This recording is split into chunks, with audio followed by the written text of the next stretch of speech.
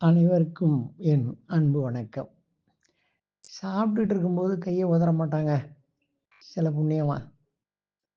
ஏன் உதற மாட்டான்னு கேட்டீங்கன்னா, அந்த கையில ஒட்டிட்டு இருக்கிற 4, 5 சோத்து பருக்க கீழ விழுந்து, அத ஈயோ, எறும்போ சாப்பிட்டு அது உயிர் வாழ்ந்துற போது, ஏன் அத நம்ப செய்யணும்? நம்ப வேலையா அது? அந்த சோத்து பருக்க நமக்கு தான் உதவணும்னு அந்த கைய ஆட்டாம, அசைக்காம அத சாப்பிட்டு முடிப்பான். அந்த மாரி ஆள்லாம் இருக்கான். அவன் எவ்வளவு சிக்கனமா இருக்காங்கிறதுக்கு அது ஒரு அடையாளமா சொல்றது.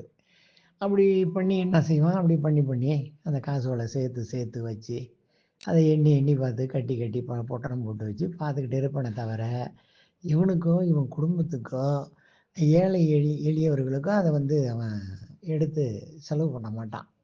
ஆனா அப்படிப்பட்டவன் ஒரு நேரத்தில யாருக்கு குடுப்பான் அப்படின்னு வள்ளுவர் சொல்றாருங்க.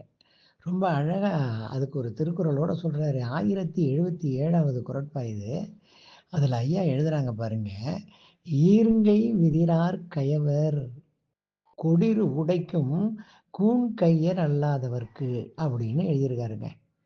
எவ்வளவு கடுமையான ஒரு கோவத்துல அது எழுதியிருந்தா இப்படி சொல்லியிருப்பாரு பாருங்க. சொல்றாரு, "எச்சிற் கையால் கூட ஈர கையை கூட அவர்கள் உதற மாட்டார்கள். அதில் ஒட்டி இருக்கின்ற உணவுப் பொருள்கள் விழுந்து விடுமோ என்ற அந்த காரணத்தினால்.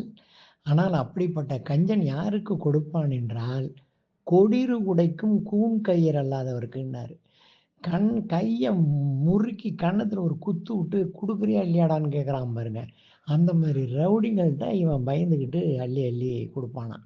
அப்படிப்பட்ட ஆள்லாம் உலகத்துல அன்னைக்கும் இருந்திருக்கான், இன்னைக்கும் இருக்கான். எவ்வளவு ஒரு அற்புதமான கருத்து பதிவாயிருக்கு பார்த்தீங்களா?